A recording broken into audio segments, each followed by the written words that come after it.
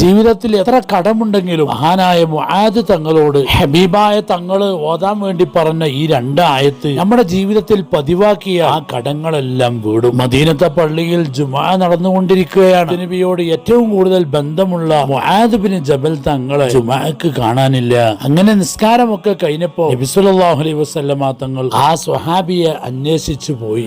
അങ്ങനെ കണ്ടുമുട്ടിയപ്പോൾ എന്തുകൊണ്ടാണ് ജുമുഅക്ക് വരാത്തത് എന്ന് അന്വേഷിച്ചു. ഉടനെ അവിടുത്തെ മറുപടി, ഹബീബായ തങ്ങളെ, ഞാൻ ജുമുഅക്ക് വേണ്ടി ഇറങ്ങിയതാണ്. ഒരു യഹൂദിക്ക് കുറച്ച് സ്വർണ്ണ നാണയം കൊടുക്കാനുള്ളത് കൊണ്ട് അവൻ എന്നെ തടഞ്ഞു വെച്ചു. അപ്പോൾ നബി തങ്ങൾ അവിടുന്ന് പറഞ്ഞു, ആലി ഇമ്രാൻ സൂറത്തിലെ 26-27 ആയത്തുകൾ മാലിക്കൽ മുൽക്കി തുഅത്തിൽ മുൽക മൻ തശാ എന്ന് തുടങ്ങുന്ന ആയത്തുകൾ ഓതി ദുആ ചെയ്യാൻ ആവശ്യപ്പെട്ടു.